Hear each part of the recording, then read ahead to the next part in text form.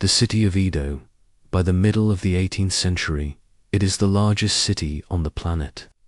A sprawling, restless metropolis of over 1 million souls, governed by the strict, martial hand of the Tokugawa shogunate. By day, it is a city of purpose and order, a city of commerce, of artisans, of samurai marching to their duties in the shogun's castle. The sun glints off the canals, illuminates the workshops, and bakes the dust on the great Tokaido road.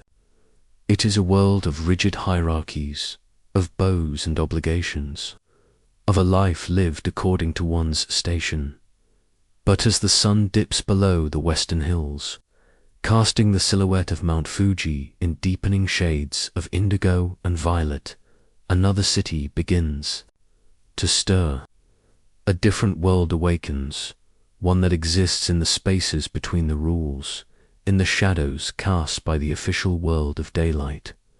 This is the city of night, a world not of stark sunlight, but of soft, flickering, transient light. A world lit by paper and wax, by oil and wick. This is the world of the floating world, the Ukiyo, and its true stage is the night. Our journey begins here, as the sharp edges of the day soften, and the great wooden metropolis prepares to live. A second life, a dream life, under lantern light. The transition is a symphony of sensory shifts. The rhythmic thud of the rice pounder's mallet gives way to a different percussion. The sharp cries of daytime vendors hawking fish and vegetables are replaced by softer, more alluring calls. The air itself changes. The dry heat of the day, thick with the smell of dust and labor, cools and grows damp, carrying new scents on the evening breeze, the savory temps of grilling eel, the sharp perfume of cheapsake, the subtle fragrance of incense drifting from a neighborhood shrine, and the rich, earthy smell of the Sumida River. It begins with a single flame. In a merchant's home, a servant carefully trims the wick of an anden, a stationary lamp with a paper-covered frame. The soft, warm glow pushes back the encroaching darkness, creating an island of light within the house. Outside, on the street, a shopkeeper hangs a chokin, a collapsible paper lantern bearing his family crest or the name of his business.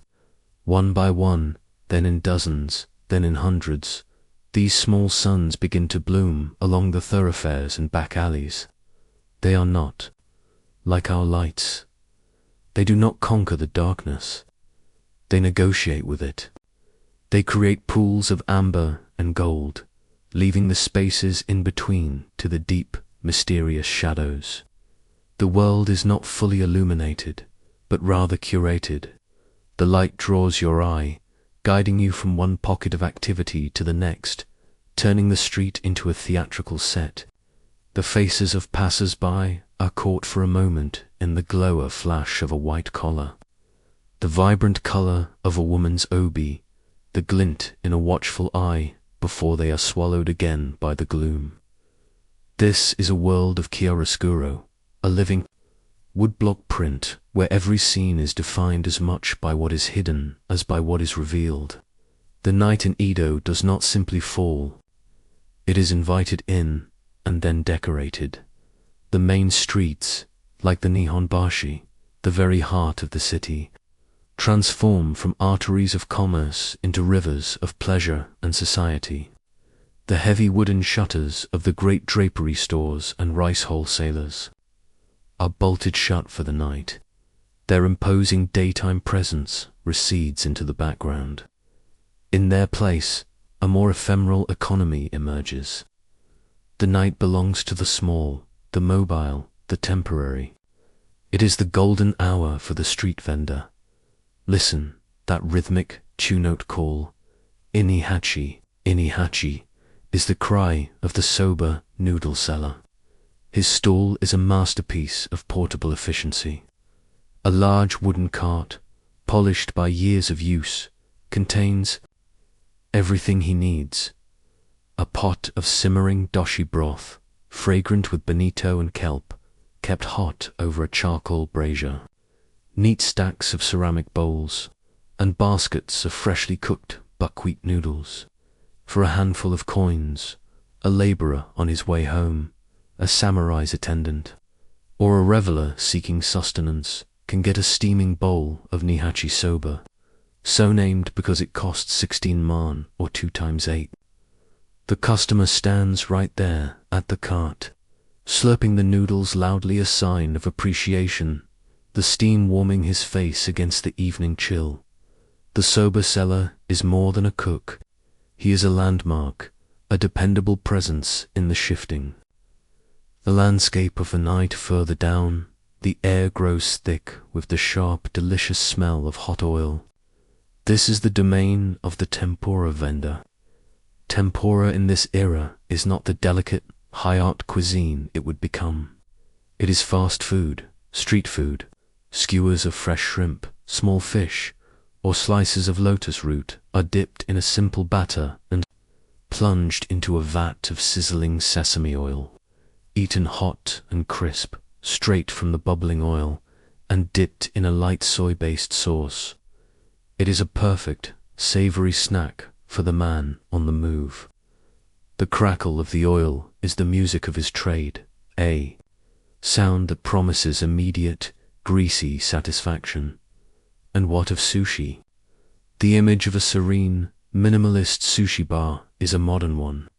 Edo's sushi was born on the streets, from stalls just like these. It was called nigiri sushi, and it was invented in this very city as a convenience food.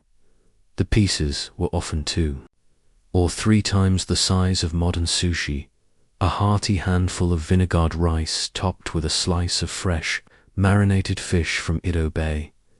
There were no plates. The vendor would form the sushi in his hands and place it directly on the wooden surface of his stall or onto a bamboo leaf.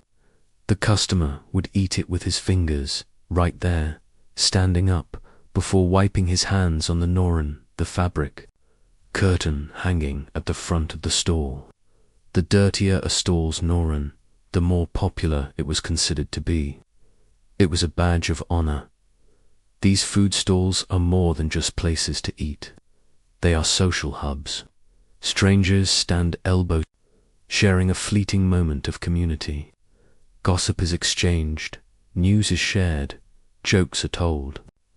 In the anonymous press of the great city, the noodle stall is a place of brief, warm-hearted connection, a temporary village square illuminated by a single, swaying lantern. As the evening deepens, the crowds swell. The destination for many is one of the city's 3 licensed kabuki theaters. The performances, which began in the late morning, are now reaching their dramatic, violent, or heartbreaking conclusions. When the final curtain falls, the theater district, the Saruwakacho, explodes with life. A torrent of humanity pours out into the narrow streets. They are energized, emotional, their minds still filled with the larger-than-life dramas they have just witnessed, tales of heroic samurai, tragic lovers, and vengeful ghosts. The real show, in a way, is only just beginning. The actors, the superstars of their day, emerge from the stage doors. These are the D'Angelo, the Kikuga Roman, whose fame eclipses that of many high-ranking samurai. They are not merely actors, they are idols, fashion icons. The patterns of their stage kimonos become instant crazes, copied by half the fashionable men and women in Edo. Crowds of adoring fans, known as hiki, gather to catch a glimpse, to shout their praises. The actors, still in their dramatic makeup, move with a practiced, theatrical grace, acknowledging the cheers with a subtle nod or a flick of a fan. To the commoner, whose life is circumscribed by endless rules, these actors represent a kind of freedom, a life of flamboyant, celebrated artistry. They are living embodiments of the ukiyo. The streets around the theaters are a carnival. Tea houses, which served as booking agents and lounges for theatre patrons, are buzzing. Here deals are struck, liaisons are arranged, and critiques of the performance are passionately debated over cups of tea and sake. Street performers capitalize on the crowds. A juggler tosses balls in the lantern light. A storyteller gathers a circle of listeners with a tale of a famous warrior. A monkey trainer puts his costumed charge through its paces. The air is a cacophony of sound, the clatter of thousands of wooden getter sandals on the packed earth, the murmur and laughter of the crowd, the twang of a shamisen from an upstairs window, the cries of vendors selling sweet rice cakes and roasted chestnuts. This is the city at its most vibrant, a chaotic, joyful, and utterly intoxicating spectacle. But for some, the night holds a different kind of promise, a more refined and mysterious allure. Their destination is a place set apart, a city within the city, surrounded by a moat and accessible by a single, guarded gate. This is the Yoshiwara, the licensed pleasure quarter of Edo. To speak of the Yoshiwara is to speak of a paradox. It is a world of immense sadness and exploitation, a place where thousands of women are held in indentured servitude. Yet, in the collective imagination of Edo, it is also a place of supreme beauty, artistry, and unattainable fantasy. It is the glittering, beating heart of the floating world. To enter the Yoshiwara at night is to step into a dream. The main street, the Nakanoko, is ablaze with light. Hundreds of lanterns of every shape and size hang from the eaves of the great tea houses and brothels, their light reflecting off the meticulously raked and watered gravel. The air is thick with the scent of expensive incense and the sound of music. This is not the raucous noise of the theatre district, but a more delicate, refined soundscape of shamisen, koto, and shakuhachi flute drifting from behind lattice screens. The main event of the early evening is the procession of the Oiran, the highest-ranking courtesans. This is not a sordid display, but a piece of public theatre of the highest order.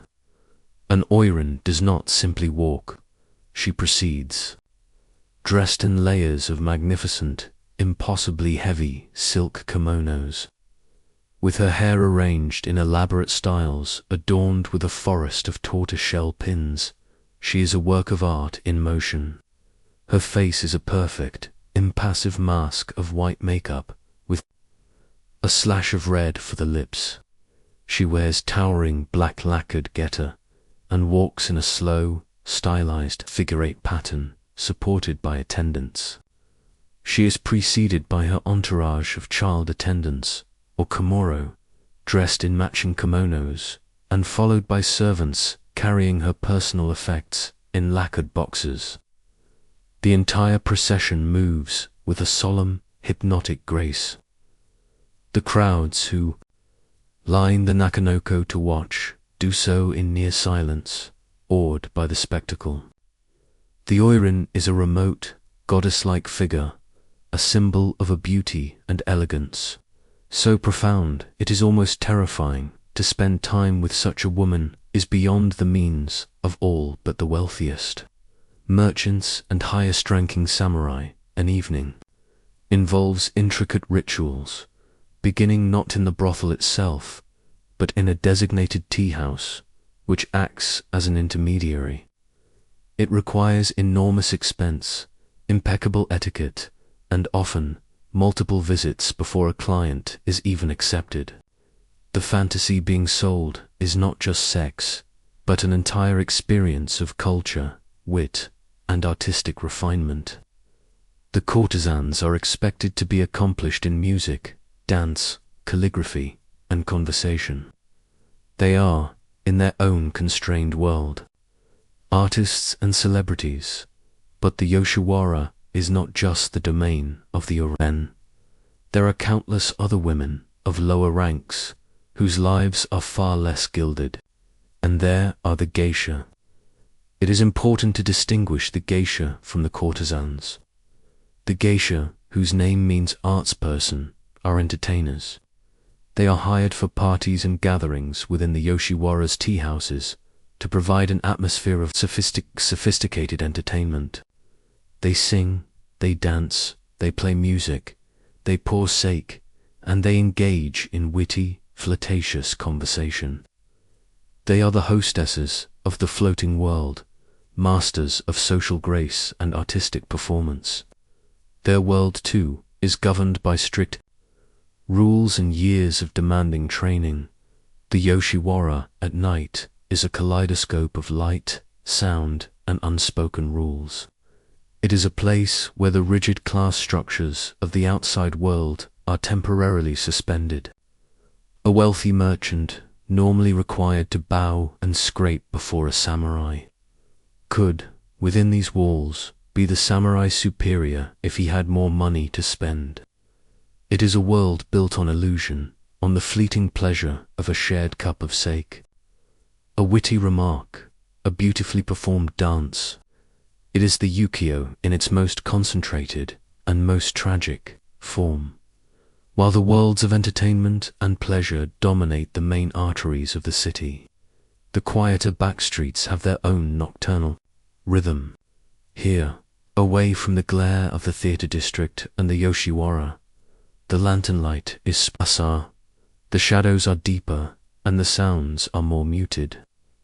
These are the residential neighborhoods, the realms of the artisan, the shopkeeper, and the lower-ranking samurai.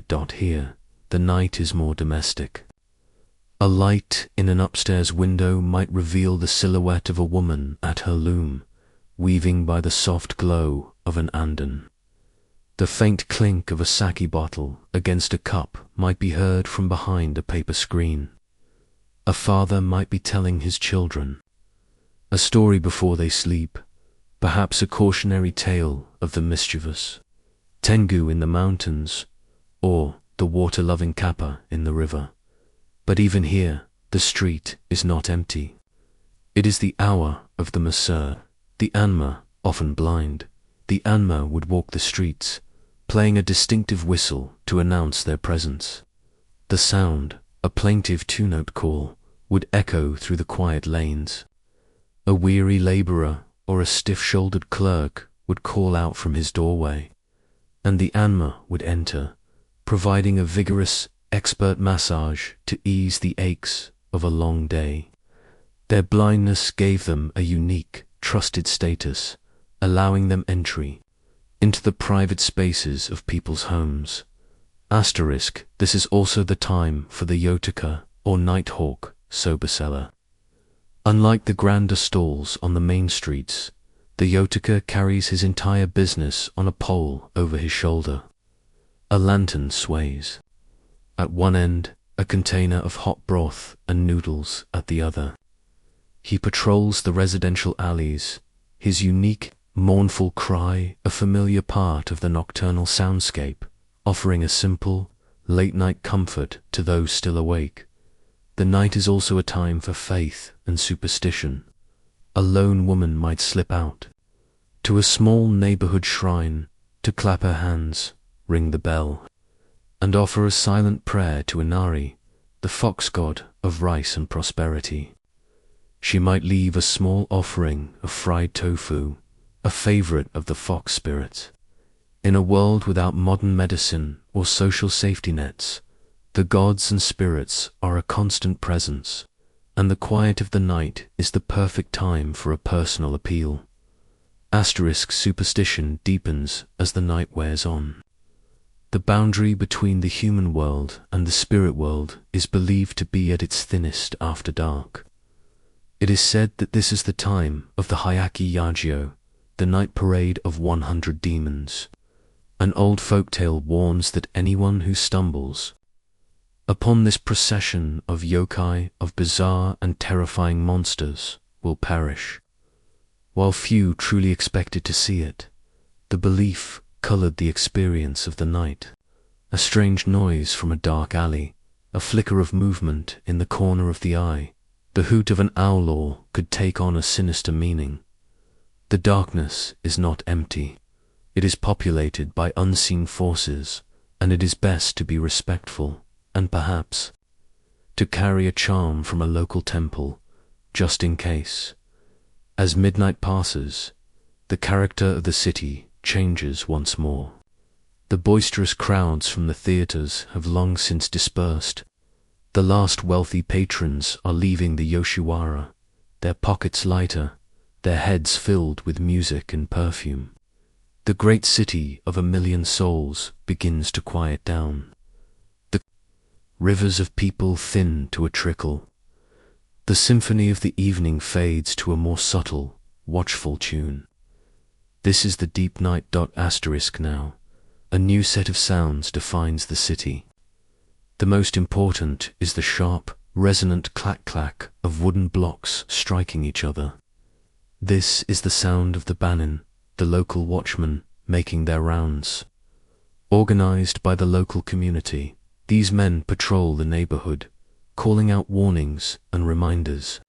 Their most important cry is "Hi, no Yojin." Be careful with fire.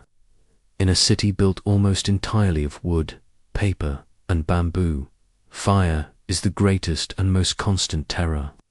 A single overturned candle, a stray ember from a brazier, could incinerate entire districts in a matter of hours. The Great Fire of Meraki, a century earlier, had killed over 100,000 people. The memory of that catastrophe is seared into the city's consciousness. The watchmen's rounds are a ritual of reassurance. Their wooden clappers, the hushigi, are struck in a specific rhythm to indicate the time and to let the sleeping residents know that all is well. Their voices, calling out into the darkness, are a human anchor in the vast, silent sea of the night. They are the guardians of the sleeping city, but the night is not entirely asleep. This is the hour of the restless, the desperate, and the dutiful. A lone figure, wrapped in a dark kimono, moves swiftly through the alleys. He could be a samurai on a secret mission, a messenger for his lord. He could be a lover on his way to a clandestine tryst, his face hidden by a deep hat. Or he could be a ronin, a masterless samurai, his hand resting on the hilt of his sword, his eyes scanning the shadows for trouble or for an opportunity. The ronin are a volatile element in Edo society. Stripped of their rank and income, some become teachers or bodyguards, but many drift into a life of petty crime or work as hired muscle. The deep night is their domain. In the shadows near a bridge, a group of figures huddle together for warmth. They are the city's dispossessed beggars, day laborers without a bed for the night. The floating world has no place for them. The glittering pleasures of the Yoshiwara are a universe away. Their night is not one of entertainment, but of survival, a long, cold wait for the dawn. The night is also a time for work that cannot be done by day. Along the canals, night soil collectors move with their carts, performing a vital but malodorous sanitation service. Their work is essential to the health of the city and to the fertility of the farms that surround it. But it is a task best done under the cover of darkness. The night cloaks the necessary but unpleasant realities of urban life. A light still burns in the fire watchtower. The Haichi Yagura, a lone spotter, scans the endless sea of rooftops, his eyes peeled for the faintest glow, the first wisp of smoke that could signal disaster. If he sees anything, he will ring the great alarm bell, its frantic, deafening clang capable of waking the entire city and sending the famously brave and reckless companies of firefighters, the Haichi, into action. The silence of the deep night is a fragile thing, always poised on the brink of this terrifying alarm. Even in the Yoshiwara, the night is not over. The great houses are now shuttered to the outside world, the last clients having departed or settled in for the night. But inside, the work continues. For the courtesans and the geisha, for the servants and the cooks. This is when the performance ends and the exhaustion sets in. The heavy wigs and kimonos are removed, the thick makeup is wiped away, revealing the tired, unadorned faces beneath. In the quiet of the pre-dawn hours, in the communal sleeping quarters, the illusion of the floating world dissolves, leaving only the stark reality of lives lived in service to a fantasy. The silence here is of a different kind, heavy silence, filled with the unspoken weariness of 1,000 souls. The first hint of change comes not from light, but from sound. A rooster crows, its cry impossibly loud in the stillness. It is the first note in the city's morning symphony. The deep, velvet black of the sky begins to soften at the eastern edge, turning to a charcoal grey, then to a pale, luminous slate. The stars, so brilliant just hours before, begin to fade. The lantern light, which had seemed so bright and warm, now looks pale and sickly in the encroaching dawn. The nocturnal population begins to retreat. The spirits and demons of the Hyakki Yajo are said to flee before the first rays of the sun, melting back into their own world. The Ronin slips back into the anonymous crowds. The lovers part, their stolen hours at an end. The watchman strikes his clappers for the last time and heads home. One by one, the lanterns are extinguished. The street vendors pack up their stalls. The night's ephemeral economy vanishes as if it had never been dot. In its place, a new cast of characters emerges, their lives governed by the rising sun. From the coastal villages on the edge of the city, fishermen begin their walk to the markets at Nihonbashi, their baskets heavy with the night's catch from Edo Bay. The clatter of their sandals is one of the first sounds of the new day. A low, resonant chanting begins to emanate from the city's many Buddhist temples. Monks are performing their morning sutras, their voices a steady drone that seems to cleanse the air. The deep boom of a temple bell rolls across the rooftops, marking the official start of the day. The tofu maker has been awake for hours. His work must be done in the cool of the morning. The rhythmic sound of him grinding soybeans is a sign that the neighborhood is stirring. Soon he will make his rounds, selling fresh blocks of tofu for the morning's miso soup. The heavy wooden shutters of the great shops are unbolted and slid open. A rumbling, groaning sound that is the city yawning and stretching. Shopkeepers sweep the street in front of their establishments, their bamboo brooms making a crisp, scratching sound on the earth. The city is being cleansed, reset. The debris of the night, a discarded food wrapper, a lost sandal, a forgotten caress swept away. The sun finally breaks over the horizon, its light catching the high gables of the castle first, then spilling down into the streets and alleys. The deep shadows of the night are banished, replaced by the sharp, clear-cut shadows of the morning. The world of ambiguity and suggestion is gone, replaced by the world of clarity and purpose. The faces of the people on the street are no longer mysterious masks in the lantern light. They are the plain, workaday faces of the citizens of Edo. The city of night has dissolved. The city of day has returned. So ends our journey under lantern light. The world we have witnessed was as real as the daylight world of commerce and duty, yet it existed in a different dimension of the soul. It was a world of release, a time when the rigid structures of society could become more fluid, when identities could be temporarily shed, and when the pursuit of fleeting pleasure, hot bowl of noodles, the beauty of a kabuki actor, the wit of a geisha, became a valid, even noble, goal.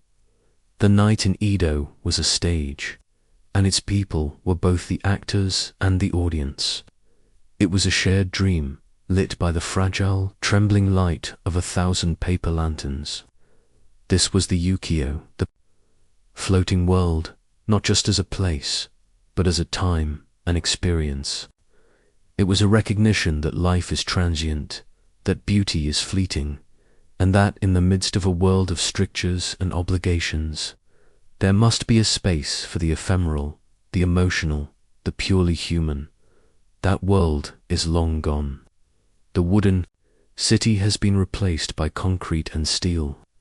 The lantern has been replaced by the electric light, which has banished the shadows and, with them, some of the mystery. But the spirit of that time still lingers. It lingers in the designs of a woodblock print by Hiroshige or Utamaro, in the dramatic poses of a kabuki play, in the quiet elegance of a traditional. It reminds us that every city has two lives, the one lived under the sun and the secret, more magical life lived under the moon. And if we look closely in the quiet corners of our own modern world, we can still find the echoes of that lost city, a world of dreams that came alive for a few precious hours under lantern light. We return to Edo under its canopy of night, but the city is not one place, it is 1,000. The experience of the night is not singular, it is a prism, refracting the darkness into a spectrum of lives and desires. We have walked the crowded thoroughfares, but now we venture to the city's great liquid artery, the Sumida River. Here the floating world truly floats dot by night. The Sumida is transformed. The grubby working barges and swift ferry boats of the day have mostly moved. In their place, a different kind of vessel appears, ghosting over the dark water. These are the yakitabun, the pleasure boats. From a distance, they are like congregations of fireflies, each boat hung with a dozen or more paper lanterns that cast shivering golden trails upon the river's surface. To be on such a boat is to be suspended between worlds. You are adrift from the solid earth, from the city's dust and clamor, in a private, floating parlor. The wealthiest merchants and high-ranking samurai rent these vessels for extravagant parties. Inside, the tatami-matted floors are strewn with silk cushions. Geisha, hired for the evening, tune their shamisen, their fingers plucking out melodies that feel impossibly delicate as they drift across the water. The air is filled with laughter, the clink of porcelain sake cups, and the scent of elaborate meals being served from lacquered boxes. From the boat, the city itself becomes a theatrical backdrop, a panorama of distant lights and muted sounds. It is an experience of ultimate exclusivity, a bubble of warmth and luxury drifting through the cool night. But not all boats are so grand. A humbler vessel might carry a family or a group of friends out onto the water for a simpler pleasure. They might bring their own food, a flask of sake, and a single flute. The joy here is not in lavish display, but in the simple, profound beauty of the moment, the gentle rocking of the boat, the moon reflected on the water, the shared intimacy of being together, away from the watchful eyes of the neighborhood. The river is a great leveler of perspective. For a few hours, all of Edo is just a shimmering line on the horizon. In the height of summer, the river becomes the stage for the grandest spectacle of all, the hanabi, the fireworks. The tradition began as a way to appease the spirits of the dead and ward off plague, but it quickly evolved into the city's favorite summer entertainment. The Ryogoku Bridge is the epicenter. Tens of thousands of people cram onto the bridge and line the riverbanks, their faces upturned to the sky. The boats on the river jockey for the best position. Then comes the first launch. A hiss, a fiery streak ascending into the blackness, and then a sudden, thunderous boom that echoes between the buildings. An enormous flower of red, or green, or gold blossoms against the night, its beauty all the more poignant for its brevity. A collective gasp rises from the crowd, followed by a roar of delight. The pyrotechnicians, organized into rival guilds, compete to create the most spectacular and novel displays. They have names for their creations: chrysanthemum, peony, weeping willow. For an hour or more, the sky is filled with these ephemeral masterpieces of fire and chemistry. The lantern light below is momentarily forgotten, eclipsed by the brilliant, falling sparks that rain down like celestial tears.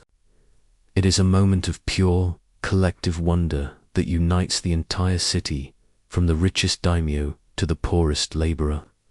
In a shared sense of awe, let us now leave the open air of the river and descend into a much tighter, more clandestine world. For many, the night is not about spectacle or refined pleasure, but about the thrill of risk, the worship of fortune. We are looking for the bakuchiba, the gambling dens. They are not advertised with bright lanterns.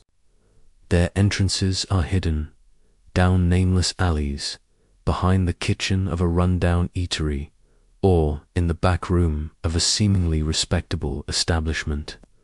The only sign might be a heavily built man, his robes slightly askew to reveal a glimpse of an elaborate tattoo, loitering nonchalantly by a darkened doorway. He is the lookout. To step inside is to enter a hermetically sealed world of tension. The air is thick with sweat, cheapsake, and the smoke from cheap tobacco pipes. The light is dim, coming from a single, greasy oil lamp that casts long, dancing shadows. There is no refined conversation here, only a low, guttural murmur of excitement and anxiety. The patrons are a cross-section of Edo's underbelly and its reckless fringe. Masterless samurai with nothing left to lose. Merchants risking their family fortunes on a single throw. Day laborers betting their last few coins. And the professionals. Bakuto, the hardened gamblers who run the game. Asterisk, the most common game is the dealer, often stripped to the waist to show he has no hidden devices, kneels on the floor. He shakes a cup of dice, then slams it upside down on the tatami mat. He covers it with a small bowl. The tension in the room becomes unbearable. The players, kneeling around him, place their wagers ch for even harm. For odd, the cries are sharp, desperate. Money, in the form of coins or paper IOUs, piles up on the floor. The dealer waits, letting the suspense build, his eyes scanning the faces around him. Then, with a dramatic flourish, he lifts the bowl. A collective groan of despair from the losers, a sharp intake of breath from the winners. The dealer, his voice flat and emotionless, collects the losses and pays out the winnings with swift, practiced movements. The dice are scooped up. The game begins again. This cycle of hope and ruin will continue until dawn, a ritual that will elevate some men to temporary kings and send others stumbling out into the night, utterly destroyed. This is the dark, churning engine of the floating world, where fortunes can vanish as quickly as a firework in the summer sky. From the raw adrenaline of the gambling den, we move to a different kind of thrill, one that is more cerebral, more chilling. The Japanese night is populated not just by people, but by ghosts and monsters. In the long summer nights, a special kind of gathering takes place, a ritual that deliberately invites the darkness in. It is the Hyukumonogurari Kadankai, the gathering of 100 supernatural tales. Imagine a large room in a samurai residence or a temple annex. The sun has set. The room is arranged for the occasion. In the center, 100 candles are lit, often on a single large anden lamp. or as 100 individual wicks in a tray of oil. The air is still and heavy. The participants, a group of samurai, scholars, or learned merchants, take their seats. In a circle, the mood is solemn, expectant. The rules are simple and terrifying. One person begins telling a story they have heard or experienced, a tale of a vengeful Yurei, a ghost bound to the world by a powerful emotion like jealousy or rage, or a story of a bizarre yokai, a monster from folklore. The story must be told well, designed to create a creeping sense of unease. When the tale is finished, the teller rises, walks to the candles, and extinguishes one. The room is now slightly darker. The game passes to the next person. Another story, another extinguished flame. With each tale, the shadows in the room deepen. The faces of the other participants become harder to read. The boundary between the safe, known world and the terrifying, unknown seems to grow thinner. The stories themselves become more frightening, feeding on the growing atmosphere of dread. By the 90th tale, the room is lit by only 10 flickering flames. By the 99th, only a single, brave candle pushes back against an ocean of darkness. It is said that when the final 100th candle is extinguished, the room will be plunged into absolute blackness, and a real ghost or demon, drawn by the summons of the stories, will appear. For this reason, groups would often stop at the 99th tale, leaving that final candle burning, their hearts pounding in the near-total dark, terrified of what they had almost accomplished. It is a game of psychological endurance, a collective exploration of fear itself, a testament to a culture that saw the night not as empty, but as pregnant with supernatural possibility. The night inspires not just fear, but art. The floating world of Edo, with its theaters, its courtesans, and its fleeting pleasures, would be largely lost to us were it not for the artists who captured it. These are the masters of ukiyo-e, the pictures of the floating world. For them, the night is not a time of rest, but a time of observation and inspiration. Let us imagine one such artist, perhaps the great Kitagawa Utamaro, a man obsessed with capturing the nuances of female beauty. He does not sit in a studio. He is out in the city. He might be in a corner of a high-end tea house in the Yoshi, seemingly just another patron, but his eyes miss nothing.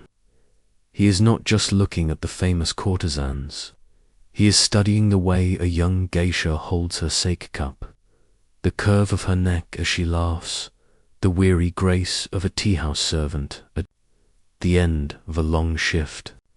He carries a sketchbook, and with a few swift, decisive strokes of his brush, he captures not a portrait, but a gesture, a mood, a line.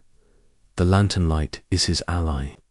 It simplifies, forms, it creates dramatic shadows, it highlights the vibrant color of a single sash against the darkness. It allows him to focus on the essence of his subject. Or perhaps we follow an artist like Hokusai or Hiroshige down to the Ryogoku Bridge on a summer evening. They are not lost in the spectacle of the fireworks. They are deconstructing it. They are studying the arc of the rockets, the pattern of the bursting shells, the way the light reflects for a split second on the faces of the crowd below. They are composing the scene in their minds, thinking of the blocks of color, the dynamic lines. The woodblock print cannot capture motion, so they must find the single, perfect moment that implies the entire event. The print of the firework is not the firework itself. It is the memory of the firework distilled into its most potent form. These artists are the great interpreters of the night. They do not just show us what Edo looked like. they show us how. It felt they take the transient, flickering world of the lantern light and make it immortal. But for every man out experiencing the public life of the night at the theatre, the river, or the gambling den, there is often a woman at home. The corner grand narrative of the floating world is overwhelmingly male. To understand the full scope of Edo's night, we must pull back the paper screens of a merchant's house in a quiet neighborhood. Here, the night is a different country. The wife of the merchant has seen the household settled. The children are asleep. The servants have finished their duties. She is waiting for her husband to return, perhaps from his business, perhaps from the Yoshi. The waiting is its own kind of nocturnal experience, a state of quiet suspension. This is not necessarily a time of idleness. It is a time for her own world. She might practice her calligraphy, the elegant strokes of the brush, a form of meditation. She might play the koto, the long-stringed zither, its gentle, melancholic music filling the silent house. Or, most likely, she is reading. This was a golden age of popular literature in Japan. She might be lost in a sprawling historical romance, or a dramatic tale of lovers' suicides, or even a book of witty, satirical poetry. The lending libraries of Edo were thriving, and women were a huge part of the reading public. In the soft glow of her andon, surrounded by the familiar objects of her home, she travels to other worlds, experiences other lives. Her night is not one of public spectacle, but of private imagination. It is a quiet, contained, but no less vital part of the city's nocturnal life. It is the anchor to which the floating world is tethered. And so we see that the night in Edo was never one story, but a library of them. It was a river of pleasure and a den of vice. It was a stage for ghosts and a studio for artists. It was a time of public communion and private solitude. Each experience was a single lantern, casting its own small circle of light, contributing to a vast, complex, and shimmering mosaic. The world under lantern light was, by its very nature, a world of reflections. The reflection of a firework on the river's surface, the reflection of a woman's face in a polished mirror, the reflection of the city's passions and fears in a story or a picture. Like all reflections, it was both true and illusory, a perfect image of a moment that was already gone. This is the essence of Ukiyo, not just a place, but a profound understanding of time itself, a bittersweet celebration of the beauty that is found, and then inevitably lost, in the deep, mysterious, and ever-floating world of the night. The night wears a different face with every season. We have felt the humid press of summer, alive with fireworks and ghost stories. But now a profound hush falls over Edo. The air grows sharp, and the sky, a deep, starless black, begins to weep. Not with rain, but with silent, white flakes. It is winter, a snowy night in the capital. The snow changes everything. It is a great purifier, blanketing the muck and grime of the streets in a layer of pristine white. It is a great silencer, muffling the clatter of wooden sandals, absorbing the distant cries of vendors, swallowing sound itself. The city, usually so clamorous, seems to be holding its breath.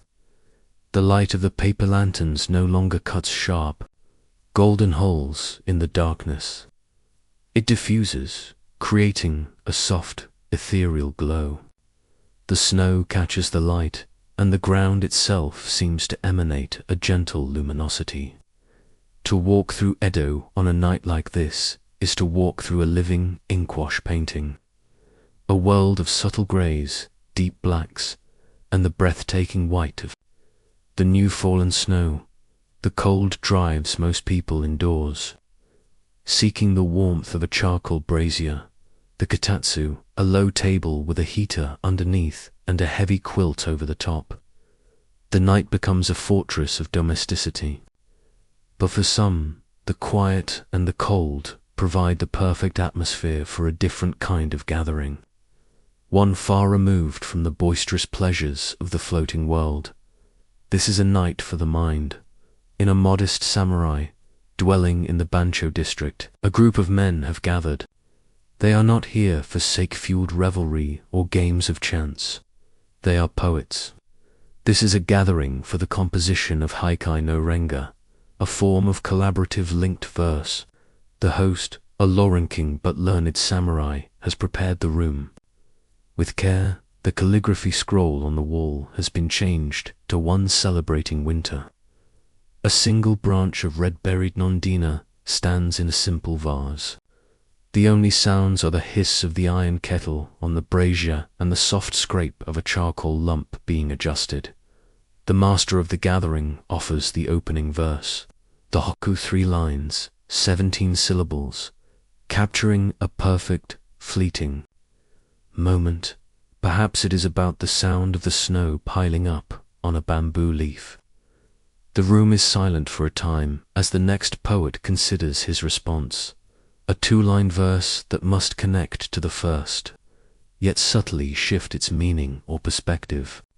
And so it continues, verse by verse, poet by poet. The chain of words growing longer, weaving a complex tapestry of imagery and emotion. This is not a competition. It is a shared act of creation, a conversation in poetry. It requires immense concentration, wit, and a deep appreciation for the nuances of language and nature. Outside, the snow falls, isolating them from the world. Inside, in the warm, focused pool of lantern light, they are building a world of their own, one of intellect and refined sensibility. This, too, is a part of Edo's night, a quiet current of high culture running deep beneath the noisy surface of the Ukiyo. But the body cannot be forgotten, and on a night of deep cold, its frailties are ever present. From the intellectual peace of the poetry circle, we are pulled to a scene of quiet desperation. A light burns late in a craftsman's house. Inside, a child is sick with a fever. The home remedies, a cold cloth, a herbal infusion, have done nothing. The child's breathing is shallow, ragged. The parents, their faces etched with fear in the flickering lamplight, make a difficult decision. The father wraps himself in a heavy cloak and steps out into the silent, snowy street. His destination is the home of a doctor. A doctor in Edo is not a man of miracles.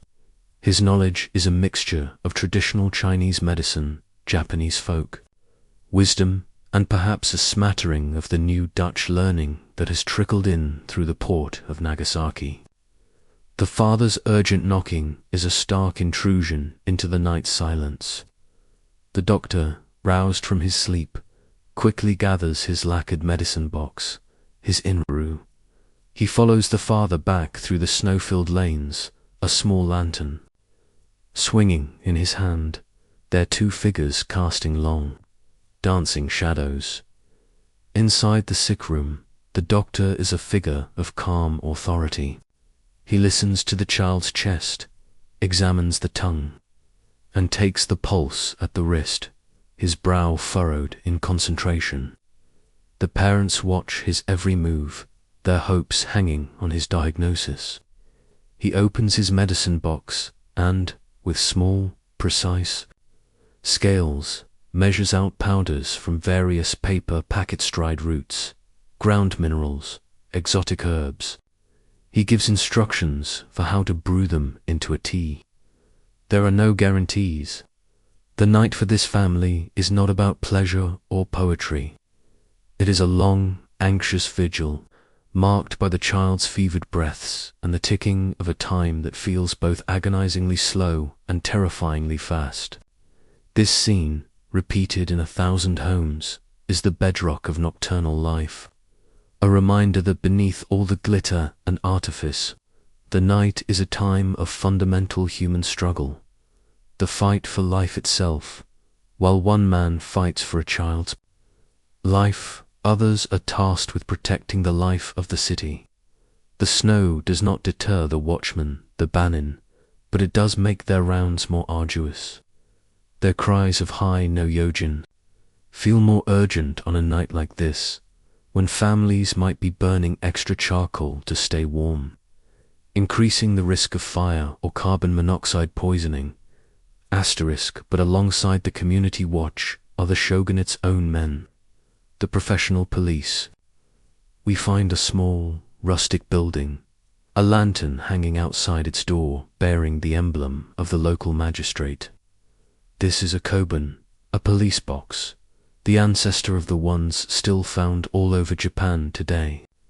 Inside, 2 constables, or doshin, sit huddled over a brazier. They are samurai, but of a low rank, a kind of blue-collar warrior class.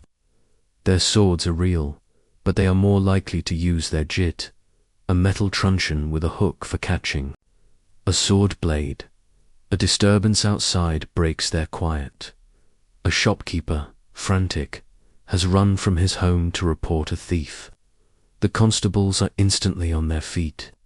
Their job is not just to keep the peace, but to navigate the intricate social web of the neighborhood. They follow the shopkeeper, their iron-shod sandals crunching in the snow. The investigation is a matter of practical street smarts. Who has a grudge against the shopkeeper? Is there a known gambler in the area who is deep in debt? They talk. 2 neighbors roused from their sleep, their faces appearing as pale ovals in their doorways. They search the snow for footprints, for any sign of the intruder. The constable's beat is a world away from the high drama of the kabuki stage. His night is a series of small, unglamorous dramas, settling a drunken dispute, investigating a petty theft, moving along a suspicious loiterer. He is the guardian of the city's fragile order, the man who walks the line between the law-abiding world of the sleeping citizenry and the shadow world of the desperate and the criminal. His lantern illuminates not the path to pleasure, but the path of duty, a lonely and essential vigil in the heart of the great, slumbering city. Our journey under the snowy lantern light must now take us to the city's edge, both physically and socially. Edo is a city of clear, though often invisible, boundaries, and on the outskirts, in areas the maps often leave blank, live the city's outcasts. These are the Eta and Heinin, the polluted ones and non-people. By Buddhist and Shinto tradition, their occupations, butchers, tanners, executioners, handlers of the dead are considered unclean. They are forced to live in segregated hamlets, apart from the rest of society. The night in an outcast village is a world of its own. Here, the lanterns are fewer, the light more meager. The work that makes them outcasts often happens after dark. The carcass of a dead horse or ox might be brought in from the city, to be rendered and processed. The smell of the tanneries, of curing leather and raw hides, hangs heavy in the cold air, a scent that defines their existence to the outside world. But if we look past the prejudice, we see a community like any other. Inside a small, thatched-roof house, a family gathers around a fire. A father, his hands raw from a lifetime of hard, despised labor, might be fixing a broken tool or weaving a straw sandal, a craft at which the outcast communities were famously skilled. A mother tells her children a story, not of noble samurai, but perhaps of a clever fox spirit or a local hero from their own community. Their laughter is just as warm, their family bonds just as strong as any in the heart of the city. Their night is a testament to human resilience. They are denied access to the floating world, but they have created a world of their own, with its own hierarchies, its own traditions, and its own quiet moments of dignity. The snow that falls on the grand avenues of the Yoshiwara and the tiled roofs of the daimyo mansions also falls here, on their humble dwellings. It blankets their world in the same impartial beauty, a silent, celestial reminder that under the skin, under the lantern light, the great city is a single, interconnected whole, its glittering heights resting on these deep and hidden foundations. The snow begins to cease. The clouds part for a moment, and a sliver of a winter moon appears, its cold, silver light turning the snow-covered city into a landscape of impossible, crystalline beauty. The night has shown us its many truths. It is a canvas for the poet's mind, a crucible for the body's frailties, a stage for the lawman's duty, and a sanctuary for the marginalized dot. The lantern light, now reflected 1,000-fold by the snow, has not just illuminated scenes of pleasure. It has revealed the full, complex, and often contradictory soul of Edo. It has shown us that the floating world was not just an island of entertainment, but a peak that cast long shadows. And in those shadows, and in the quiet, snow-filled spaces in between, a million other lives, a million other nights unfolded. It is here, in the totality of its light and its darkness, that we find the true beating heart of the world's greatest city, dreaming its collective dream under the cold winter moon. The winter snow has melted, washed away by the persistent rains of early spring. Now a different kind of white blankets the city, softer and more fragile than any snow.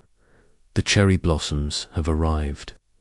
By day, they are a cheerful, frothy pink, a symbol of life and renewal celebrated with picnics and parties. But it is at night that they reveal their true, haunting beauty. This is the time of Yosakura nighttime cherry blossom viewing. The most famous spots, like the banks of the Sumida River or the hills of Ueno, are transformed into otherworldly realms. The pale blossoms, clustered in their thousands, seem to drink the darkness and reflect the soft glow of the countless lanterns hung among their branches. They lose their cheerful pinkness and become ghostly, luminous white, as if the Milky Way had descended to float just above the earth. The effect is intoxicating, and the people of Edo flock to witness it. Here, under the spectral canopy, the city's rigid social order dissolves in a river of sake and shared wonder.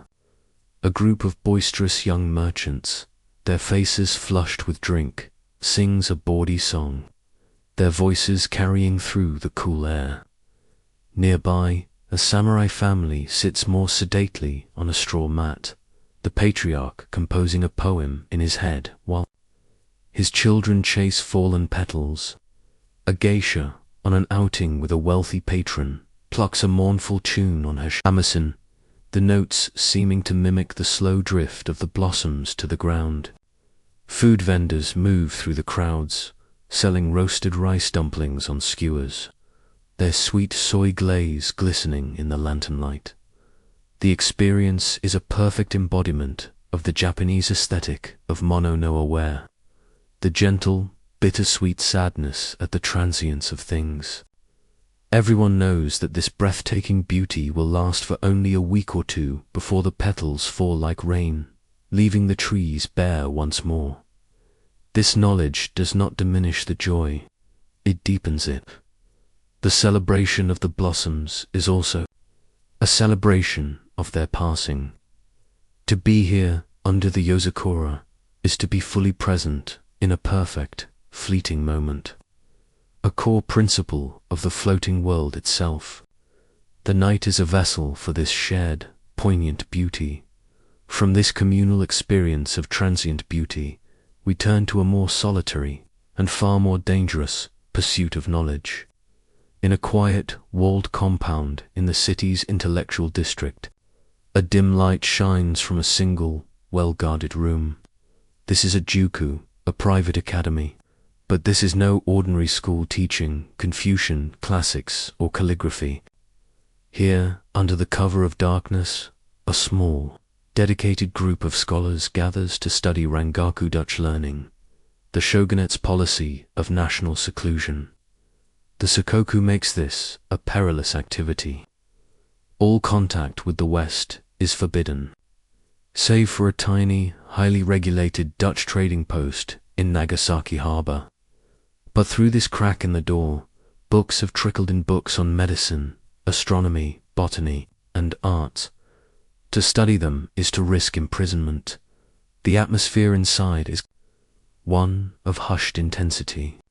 The master, a renegade physician or a disenfranchised samurai scholar, carefully unrolls a Dutch anatomical chart smuggled into the city at great expense. The student Seong, ambitious samurai, curious merchants, doctors desperate for new techniques lean. In close, their faces a mixture of awe and trepidation. The lantern light illuminates a diagram of the human circulatory system, a vision of the body utterly alien to their traditional understanding. They whisper questions, tracing the lines of veins and arteries with their fingers. Someone else might be struggling with a Dutch-Japanese dictionary, trying to decipher a passage on Copernican astronomy that places the sun, not the earth, at the center of the universe, a concept that could shatter their entire worldview. The night is their laboratory, and their shield. The darkness outside protects their radical inquiries from the prying eyes of the authorities. For these men, the night is not for pleasure or escape. It is a time for intellectual rebellion, for secretly piecing together a new and forbidden picture of the world. The lantern on their table is a beacon of enlightenment in a self-imposed darkness, and its pursuit is a gamble far greater than any in the city's Baccali dens. The night gives cover not only to new ideas, but to old forms of power that operate outside the official law.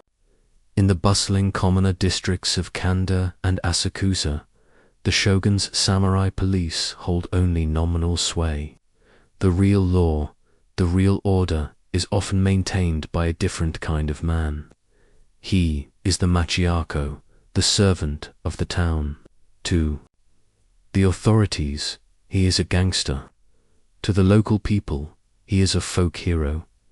We find them gathered in the courtyard of a small shrine that serves as their headquarters.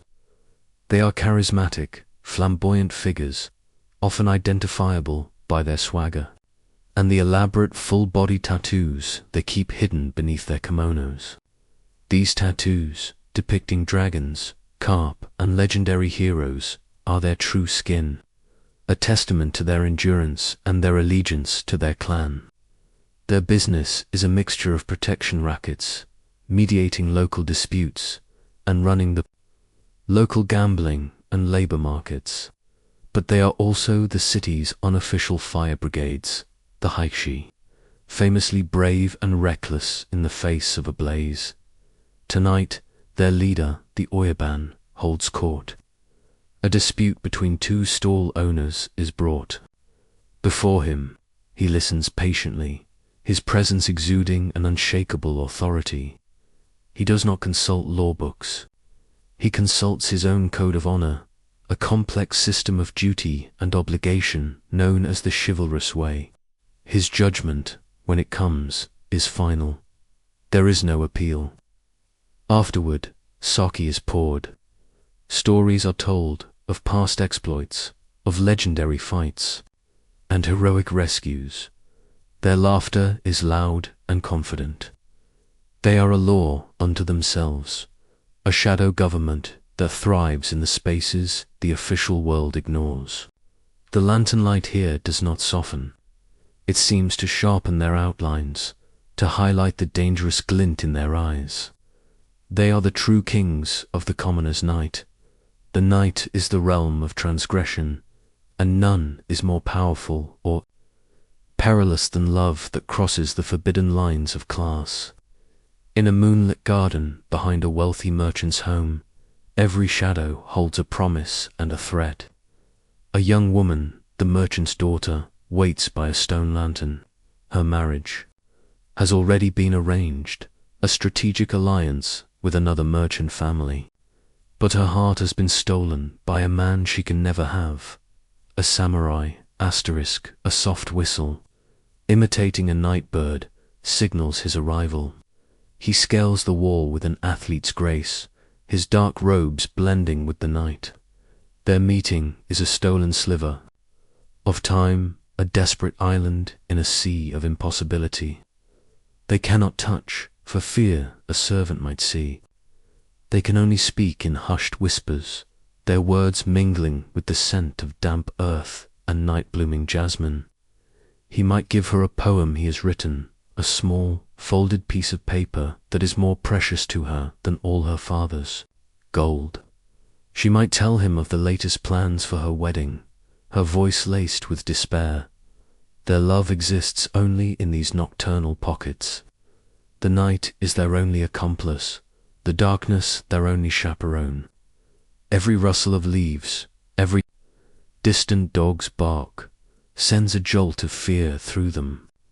Discovery would mean ruin for her family and, for him, disgrace and possibly death. Yet they continue to meet. The danger, the impossibility of it all, only intensifies their passion.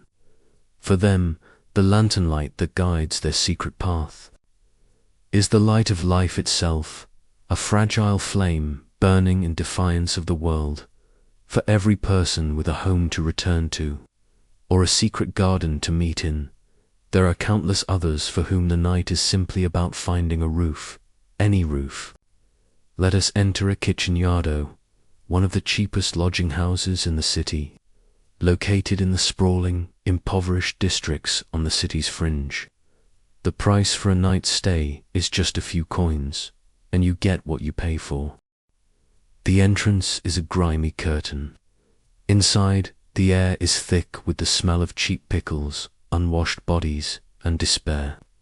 A single, smoky oil lamp casts a gloomy orange light over the main room. There are no private chambers here. The floor is covered with thin, soiled futons, laid out head-shuto, with barely an inch between them. This is a cross-section of Edo's struggling masses. A travelling pilgrim, his pilgrimage staff leaning against the wall, snores loudly. An out-of work labourer, his muscles still aching from a day of fruitless searching, stares blankly at the ceiling.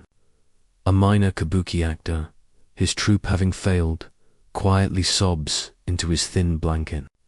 A peasant, newly arrived from the countryside, with dreams of making his fortune, looks around the room with wide, terrified eyes. There is a grim sort of community here. Strangers share stories, offer a piece of dried fish, or warn a newcomer about which neighborhoods to avoid. But it is also a place of suspicion. Everyone keeps a close hand on their meager belongings. This is the absolute bottom of the floating world, the hard, unyielding ground beneath the glittering surface. The night here is not a release from the day. It is merely a continuation of it, a long, uncomfortable, and often sleepless wait for a morning that promises little more than the day that came before. The eastern sky begins to pale. The night, with its myriad worlds, prepares to recede. The cherry blossoms will soon return to being just trees. The scholar will hide his forbidden books. The gangster will melt back into the persona of a respectable local citizen. The lovers will part, their stolen world dissolving with the dawn.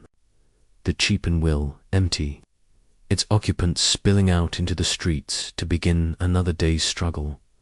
The night in Edo was a mask, a second skin that allowed the city and its people to become something other than what they were by day. It was a time when the soul of the city was at its most exposed. Its passions, fears, intellect, and contradictions laid bare under the gentle, forgiving light of the paper lantern. As the first rays of sun strike the rooftops, the city begins the ritual of putting on its daylight face, a face of order, commerce, and propriety. But the night is never truly erased. It leaves its trespasser lingering memory of beauty, the sting of a gambling debt, the hope of a new idea, the ache of a forbidden love. The dream of the night seeps into the reality of the day, shaping the city in ways seen and unseen, forever a part of its complex, floating soul. As the seasons turn, so do the moods of the night. We have seen it as a stage for pleasure, a canvas for art, and a crucible for survival. But the night in Edo is also the great cathedral of the spirit, a time when the veil between the world of the living and the realm of the dead feels at its most porous. This is the sacred night, the haunted night. The height of this spiritual communion comes in late summer, during the festival of Obon, for 3 days. It is believed that the spirits of the ancestors return to visit their living relatives. The entire city becomes a welcome mat for the dead. Lanterns are not just for illumination. They become beacons, hung outside every home to guide the spirits back to their families. The air, already thick with summer humidity, grows heavy with the scent of incense burned at household altars, where offerings of fruit and rice are laid out for the spectral guests.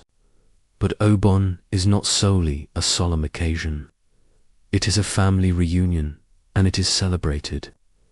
In the evenings, the open grounds of temples and shrines come alive with the sounds of the Bonodori, the Obon dance. A tall wooden scaffold, or yagra, is erected in the center, hung with dozens of bright red and white lanterns.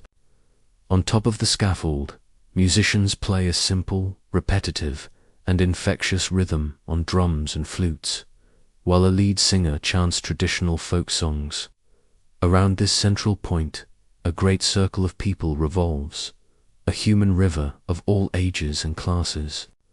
Old women in simple cotton yukata dance alongside young samurai, shopkeepers, and children. The steps are simple, easy to learn. The purpose is not performance, but participation. It is a dance of welcome, a dance of community, a dance of life in the presence of death. The lantern light catches the smiling faces, the rhythmic sway of the kimonos, creating a hypnotic, joyful spectacle. On the final night of Obon, the city performs a gentle, beautiful act of farewell. This is Tia Nagashi, the floating of lanterns. Families make their way to the Sumida River or the city's many canals. They carry small paper lanterns, each containing a lit candle and perhaps a message written for their ancestors. One by one, they release these lanterns onto the dark water. Soon, the river is transformed into a flowing galaxy of tiny, flickering lights, each one a prayer, a memory, a soul being guided back to the spirit world. The people watch in silence from the banks as the river of light slowly drifts out towards the bay. A quiet, breathtakingly beautiful exodus. Obon reminds the people of Edo that the night is not something to be feared, but a bridge, a sacred time when the bonds of family can transcend even death itself. Yet, not all interactions with the spiritual world are so communal or comforting. The night is also the domain of the solitary ascetic, the seeker of enlightenment in the heart of the city. A strange, haunting sound might drift through a quiet lane, the breathy, powerful melody of a shakuhachi flute. Following the sound, one might see a lone figure walking with a measured, deliberate pace. He wears the robes of a Buddhist monk, but his head is completely hidden by a deep, woven basket, a tengai. This is a kamuso, a monk of emptiness. These wandering monks, belonging to a sect of Zen Buddhism, consider their flute playing, or Susan, to be a form of meditation, not a performance. The basket over their head severs their connection to the visual world, forcing them to focus inward. They walk the city at night, playing their ancient, mournful pieces, their identities completely erased. They are ghosts in their own lifetime, anonymous conduits for a sound that seems to speak of a profound sorrow and an equally profound peace. To encounter a kamuso at night is to be confronted with a different kind of floating world, not one of pleasure, but one of radical detachment from earthly desire. His lantern is the inner light of his practice, and his passing is a quiet reminder of the spiritual questions that haunt the edges of the city's boisterous life. And then there is the place where the spirit world is met, not with reverence or contemplation, but with brutal, state-sanctioned violence. We travel south from the city center to a place whose name is whispered with dread, Suzugomori, the execution grounds. By day, it is a place of grim spectacle, where criminals are crucified, beheaded, or burned at the stake.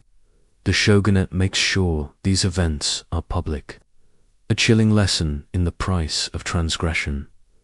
But by night, Suzugomori is a place of absolute terror. No lanterns light this field.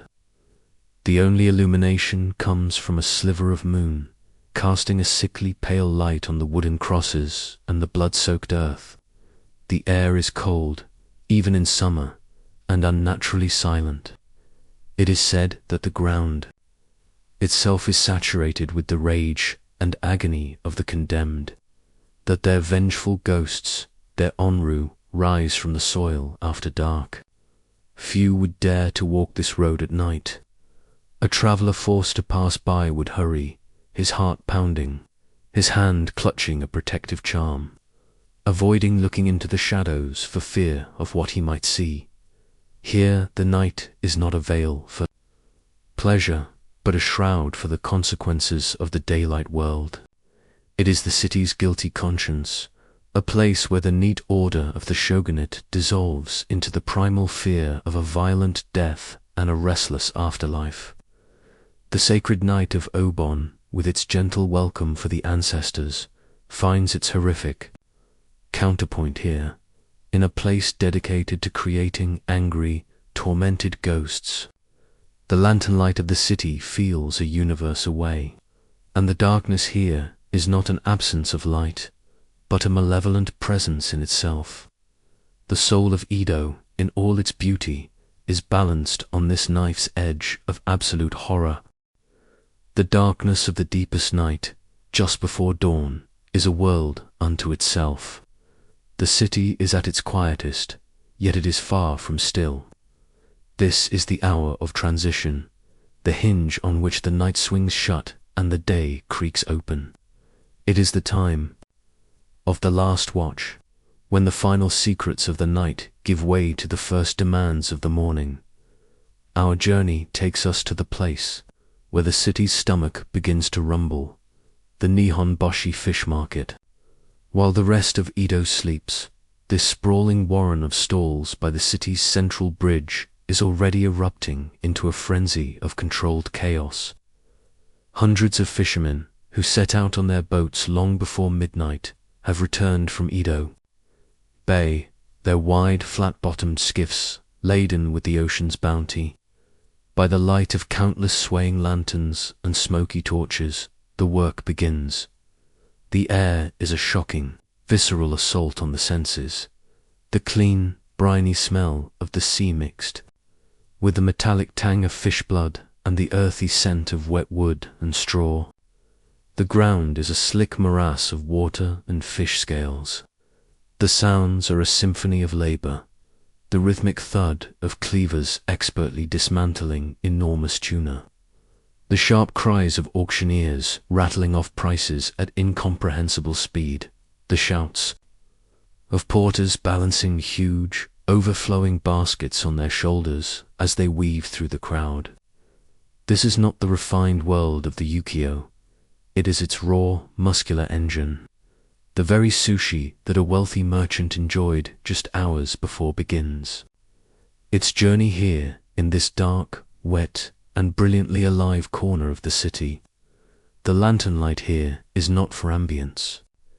It is a tool, a necessary weapon against the darkness in a race to get the freshest catch to the city's kitchens before the sun rises. From the raw energy of the market, we retreat to the quietest of spaces, the mind of a sleeping child.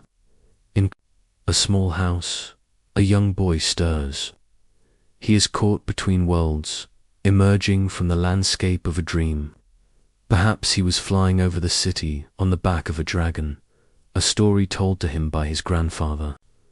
Or perhaps he was being chased through an endless forest by a faceless ghost from a Caden tale.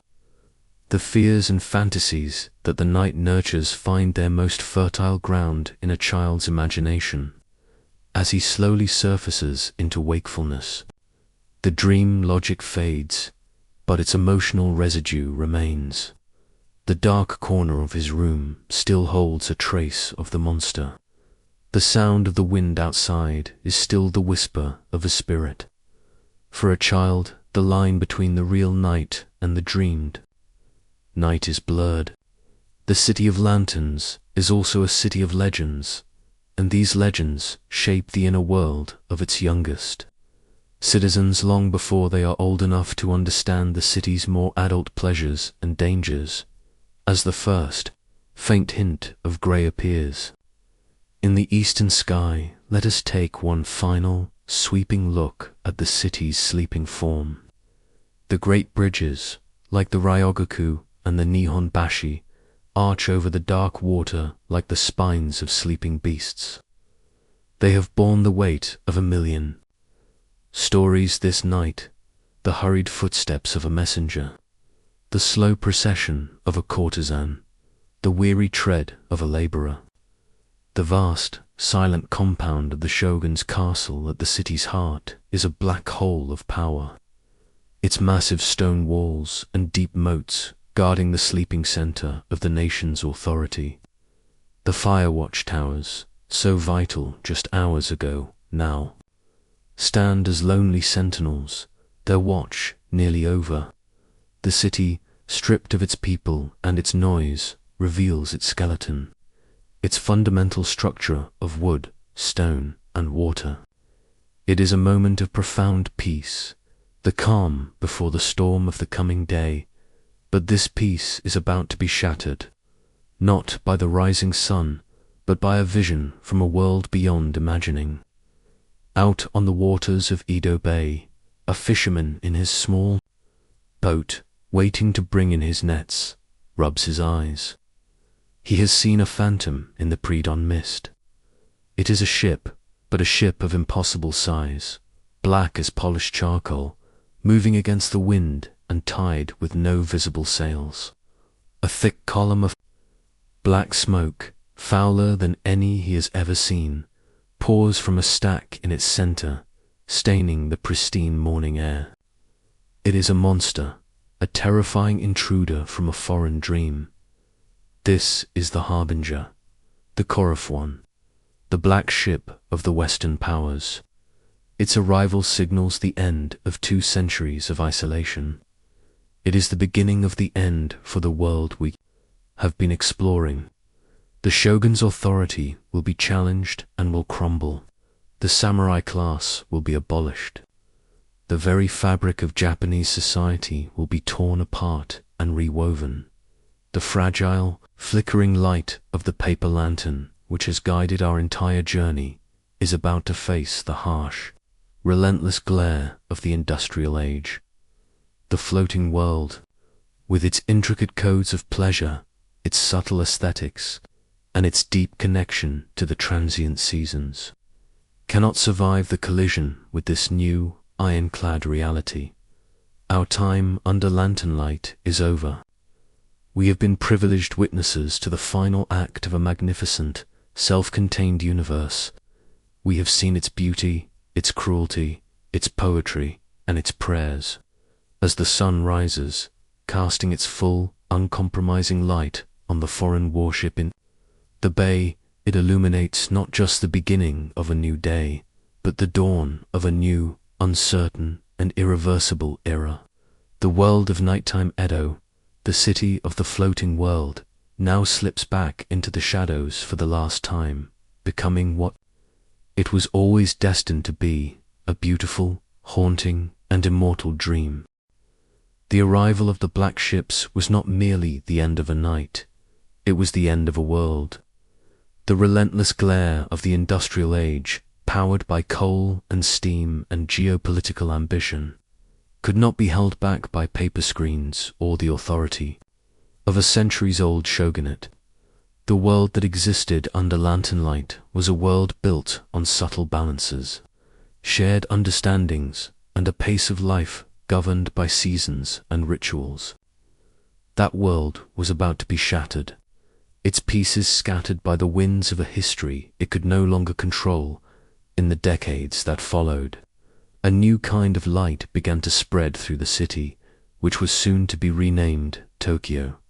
First came the harsh, hissing glare of the gas lamp, casting stark, unfamiliar shadows and turning the soft, warm hues of the lantern light into a pale, anemic memory. Then came the electric bulb, a merciless, unblinking eye that conquered the night completely, chasing the last vestiges of mystery from the main thoroughfares. The darkness, which had been a canvas for imagination, a space for intimacy and transgression, became simply a problem to be solved, an absence to be filled with unwavering, artificial day. The institutions of the floating world withered under this new light. The Yoshiwara, already a cultural relic, slowly lost its mystique. The elaborate processions of the Oirin became a quaint anachronism in an era of steam trains and telegraphs. The fantasy it sold seemed hollow when confronted with the raw, aggressive ambition of a nation desperate to modernize. The kabuki theaters survived, but they were forced to compete with new, imported spectacles, eventually transforming from the riotous heart of popular culture into a more preserved, classical art form. And the samurai, the figures who moved through the night as poets, constables, ronin, and lovers, were stripped of their swords and their status, becoming ghosts in the New Japan long before their time. It would be easy to say that the world under lantern light simply vanished, extinguished like the last candle in a ghost story gathering. But a world so vibrant does not simply die, it haunts. Its spirit seeps into the foundations of the new city, its echoes reverberating in the alleyways and in the souls of its people. To find the ghost of Edo's night, one must look for it in the modern-day Tokyo that rose from its ashes. Venture into the labyrinthine alleys of Shinjuku's Golden Gai or the cramped, smoky confines of Omoi-Yokocho. Here, nestled between glittering skyscrapers and neon-drenched avenues, are tiny, six-seater bars and ramen stalls, each lit by a single, bare bulb or a nostalgic paper lantern. The narrowness, the intimacy, the way strangers are pressed, sharing a fleeting moment of communion over a bowl of noodles or a glass of sake, is the direct descendant of the Edo soba stall. The form has changed, but the function remains, to provide a small, warm island of humanity in the vast, anonymous ocean of the metropolis. The weary salaryman, slurping his ramen late at night, is living an echo of the life of the laborer who stood at a Yotaka cart 2 centuries before. The stories have changed their medium, but not their soul. The dramatic tales of vengeful ghosts, heroic samurai, and tragic love that captivated audiences in the kabuki theater and in the pages of woodblock printed novels are now told in the frames of manga and the flickering animation of anime. The modern Japanese fascination with the supernatural, the continued reverence for the samurai archetype, the exploration of complex social obligations, these are not new inventions. They are conversations that began in the tea houses and residential quarters of old Edo, conversations that the nation continues to have with itself, now broadcast to the entire world. The ukiyo-e artist, sketching a courtesan by lantern light, has been reborn as the animator, hunched over a glowing screen, capturing the essence of a character in a few perfect lines. The aesthetic of the night, its poignant beauty, has also endured. The modern Japanese ritual of hanami, viewing the cherry blossoms, is still practiced with an almost religious devotion. And as dusk falls, when the lights are turned on in Ueno Park, and the blossoms once again take on that ghostly, luminous white, the feeling is the same. The crowds, the sake, the sense of a beautiful, fleeting moment shared by millions, the spirit of Yosakura has proven more durable than any shogun's decree. The philosophy of mono no aware, born from a deep intimacy with the cycles of nature and the transient light of a paper lantern, still informs the nation's art, its design, and its deep appreciation for the beauty in impermanence. Even the refined art of entertainment, perfected by the geisha in the exclusive tea houses of the Yoshiwara, has left its indelible mark. Its spirit has been distilled into the broader cultural concept of a motenasha, uniquely Japanese form of hospitality that anticipates a guest's needs before they are even expressed. It is a philosophy of service that is selfless, meticulous, and deeply rooted in the idea that to be a host is to create a perfect, seamless experience for the guest. The spirit of the geisha, who dedicated her life to mastering the arts of conversation, music, and social grace, now haunts the service in the finest hotels, the precision of a department store clerk, and the quiet attentiveness of a bartender. And so, we see that the city of night did not die. It merely became a ghost. And like all ghosts, it is most visible to those who are looking for it. It can be found in the taste of grilled eel from a tiny stall, in the mournful sound of a flute on a CD, in the plot of a modern film, in the way a shopkeeper bows as you leave. The journey under lantern light has shown us a world that was complete, a universe unto itself. Its loss was inevitable, a casualty of the relentless march of time. We have traded its soft, curated shadows for the total clarity of the modern age. We have gained convenience, safety, and a world of infinite connection. But we have, perhaps, lost a certain kind of mystery, a certain kind of shared, communal dream that can only exist when the darkness is not fully conquered, but merely decorated. To walk through Tokyo today is to walk through two cities at once. There is the city of steel and light, of relentless forward momentum, but superimposed upon it, visible in fleeting moments and quiet corners, is the ghostly blueprint of Edo. And sometimes, late at night, when you turn down a narrow, unlit alley and see the soft, warm glow of a single paper lantern hanging outside, a hidden door, you can feel it. A flicker of that other time, a whisper of that lost world.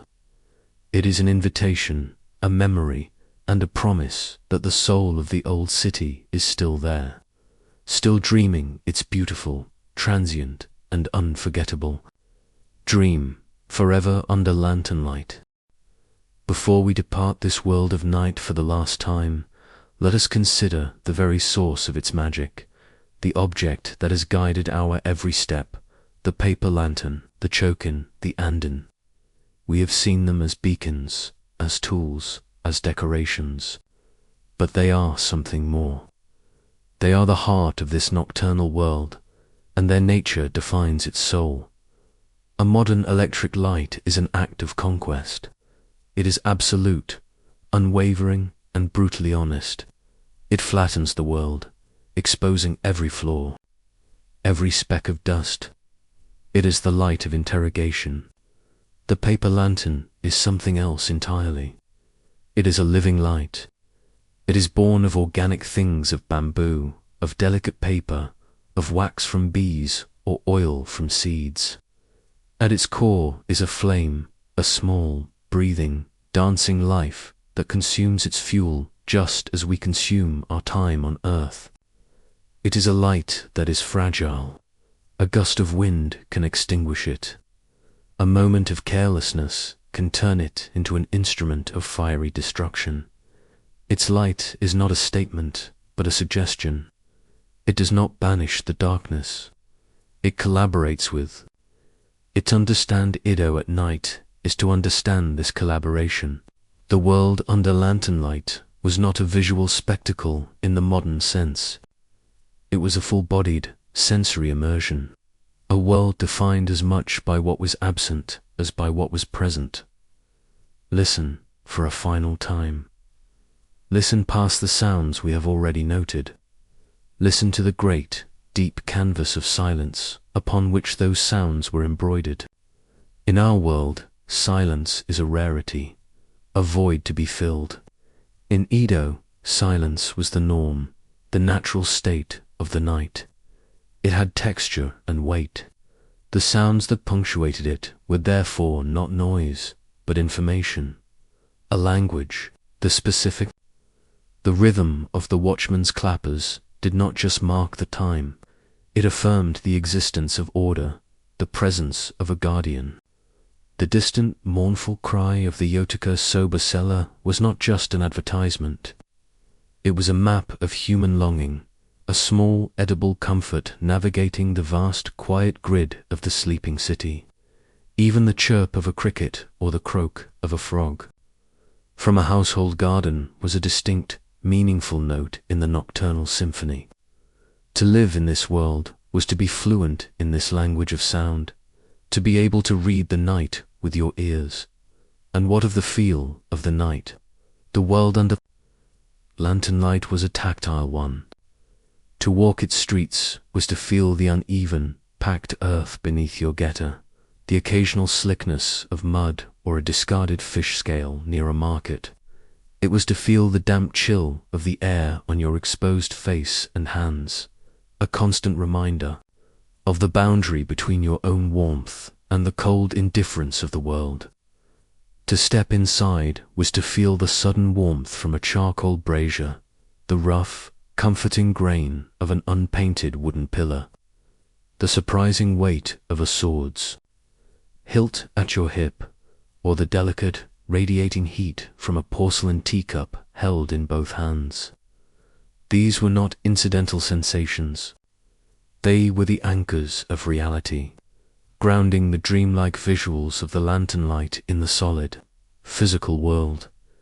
This interplay of the senses was crucial, for the night was also the primary incubator for the city's inner life, its burgeoning world of literature and ideas. In the quietest houses, under the softest light, worlds were being built. We have seen the solitary reader, lost in a popular novel, but who made these worlds? It was the writer, hunched over his low desk, the flame of his andon reflecting in the pool of black ink on his stone, his brush flying across the paper to capture the witty dialogue of a merchant or the tragic monologue of a samurai. It was the woodblock carver, his knives sharp, his hands sure, squinting in the dim light to chisel away the negative space, to give life to the artist's lines. It was the printer, working late to ready the next installment of a serialized story, that had captivated the city. Ido's vibrant, explosive literary culture was largely a nocturnal creation. born in the quiet hours when the obligations of the day had ceased, and the imagination was free to roam. Perhaps the greatest secret of the world under lantern light, the key to its unique beauty, is not what the lantern revealed, but what it so masterfully concealed. The Japanese aesthetic has always found beauty, not in perfect, uniform brightness, but in the nuance of the shadow. The lantern understood this innately. Its soft, localized glow did not illuminate a room, it curated it. It would pick out the glint of gold thread in a woman's obi, while leaving the rest of her kimono in soft darkness. It would catch the sheen on a piece of black lacquerware, making it seem deeper and more mysterious than it would in daylight. It would turn a simple iron kettle into a form of profound sculptural gravity. Beauty was not an object to be displayed, but an event to be discovered, a relationship between light and darkness. The face of a person seen by lantern light was not fully known. The shadows on their cheeks, the darkness that pooled in their eyes, left space for mystery, for projection, for imagination. It was a beauty that required participation from the viewer. This is the philosophy of the shadow, an understanding that the unseen is as important as the seen, that richness lies in suggestion, not in explicit statement. The entire world of Ukiyo, with its emphasis on fleeting moments and subtle grace, was born of this delicate, shadowy light, and so we take our leave. The journey is complete. We have walked the streets of a city that was more than a place. It was a shared sensory agreement, a collective dream painted in shades of ink black and gold. We have seen that to live by the light of the lantern was to live in a world where every shadow held a story and every silence held a meaning. It was a world that understood the value of the ephemeral, the beauty of the incomplete, and the profound power of a single, fragile flame burning bravely against the vast and endless night. Let us imagine one last lantern, its duty for the night now done. A hand reaches out, and with a gentle puff of breath, the flame wavers, dances for a final, defiant moment, and is gone. The darkness that returns is not empty. It is filled with the memory of the light, the faint, lingering scent of wax and wick, and the echo of a million stories. The night of Edo is over, but its dream, once dreamt, can never be entirely forgotten. Our walk is at an end. The path we have followed through the shadowed lanes of Edo now fades, returning to the realm of ink and imagination from which it was summoned. We have been ghosts ourselves, privileged to drift unseen through a world that is no more, to witness the secret life of a city that has long since vanished into myth. What have we learned on this journey? We have learned that a city can have two souls. There was the city of the sun, practical, ordered, and legible, a place of commerce and politics, of rigid hierarchies and public duties. Its truths were written in ledgers and edicts, its landscape, defined by the sharp, clear lines of daylight, but we chose to explore its other soul, the city of the lantern. This was the city of the exception, the dream, the human heart in all its unruly splendor. It was a world not of straight lines, but of soft, alluring curves. A world whose truths were not written, but whispered, sung, or intuited in the silent space between two heartbeats. Its currency was not coin, but emotion, the thrill of a risk, the poignancy of a shared song, the sharp ache of a forbidden love, the deep comfort of a bowl of hot noodles on a cold night. This world was a fragile one, built from the most ephemeral materials, paper, wood, wax, and water. It was lit by a flame that could be extinguished by a breath. Its reality was woven from the scent of incense on a summer breeze, the taste of sake on the tongue, the melancholy of a plucked string drifting. From an upstairs window, the rustle of silk in a darkened room. It was a world that demanded all the senses to be truly known. We have seen that the darkness in Edo was not a void. It was a collaborator. It was the rich, velvet background against which the dramas of life, both large and small, were played out. It was the sacred space that allowed for transformation, where a shopkeeper could become a poet, a samurai could become a lover, and the spirits of the dead could be welcomed home. The people of this world did not seek to banish the night. They sought to adorn it, to live within its embrace, to understand its rhythms and respect its power.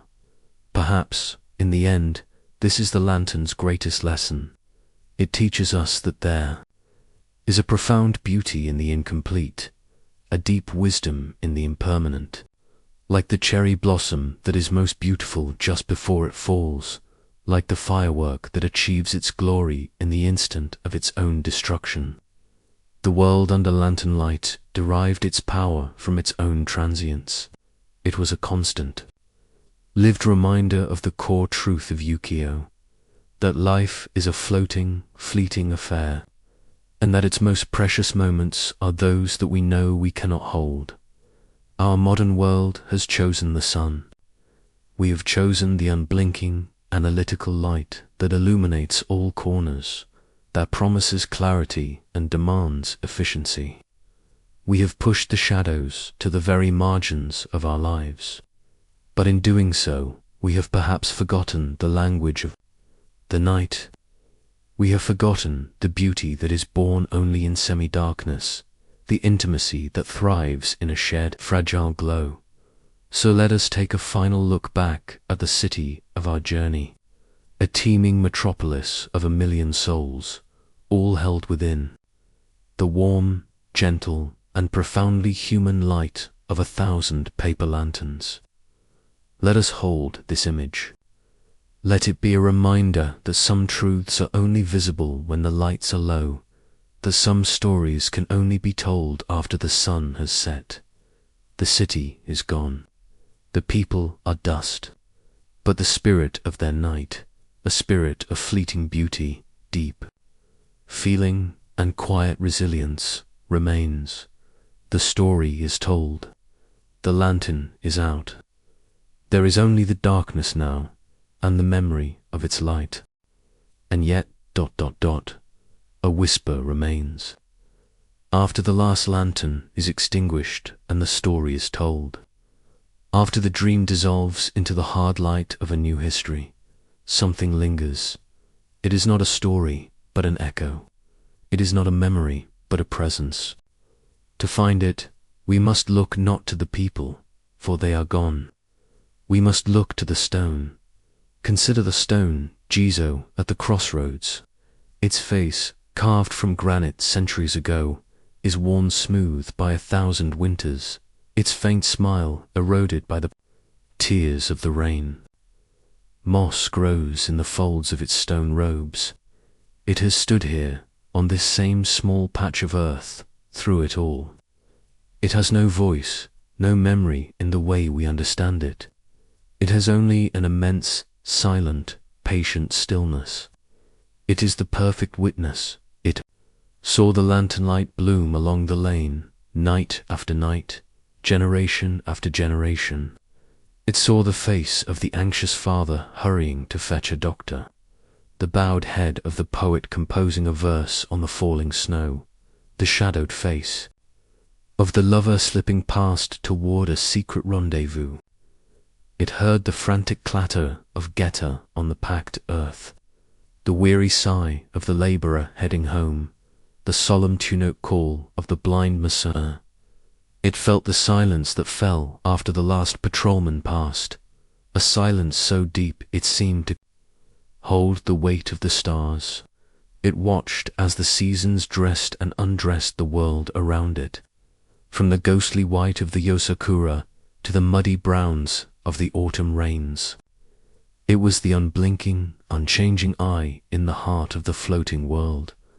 The stone does not measure time in reigns or eras. It measures time in the passing of faces. The topknot and sword were replaced by the cropped hair and the briefcase. The kimono and obi gave way to the tailored suit and the simple dress. The packed earth was buried under a hard, black river of asphalt. The soft, swaying light of the lantern was overwhelmed by the blue-white glare of the street lamp and the frantic neon colors of 1,000 signs. The sounds it hears now are the shriek of brakes, the rumble of the subway deep beneath its feet, and the ceaseless electronic chatter of a city that never sleeps. The stone remains, and here is the final secret, the whisper that outlasts the story. A young woman, walking home late from her office, pauses before the statue. Her world is one of smartphones and global markets, a world the Edo townsman could not begin to imagine. But she stops. She straightens the small, red, hand-knitted bib someone has tied around the Jizo's neck, an offering for the protection of children. She brushes a fallen leaf from its head. She presses her palms together for a moment, her head bowed in a brief, silent conversation, before continuing on her way. That gesture, that small, unconscious act of reverence and care, it is identical. It is a thread of light that stretches, unbroken across the centuries, from the wife of a samurai praying for a safe birth, to this young woman praying for what? A successful project at work, the health of a sibling, a moment of peace in her frantic life. The reasons change, the gesture remains. History, we find, is not only in the grand narrative of shoguns and black ships. It is not only in the art preserved in museums or the stories captured in books. The past is not a foreign country to be visited. It is a quiet room inside the present, a room we enter without even knowing it. It lives in the muscle memory of a culture, in the shape of a bow, in the cadence of a folk song, in the way a bowl of rice is held, in the instinct to pause before a weathered stone at a crossroads. The journey we have taken together has been its own kind of ritual. With every word, we have sought to perform this same small act of remembrance. We have tried to light our own small lantern in the great, silent darkness of what is forgotten. In listening, in imagining, you have been more than an audience. You have been a fellow traveler, a keeper of the flame. The night of Edo now belongs to you as well, a small warm glow in the vast palace of your own memory. Let it burn softly. Let it burn long. Thumb underscore up, thumb underscore down, arrow underscore upward underscore alt, arrow underscore downward underscore alt.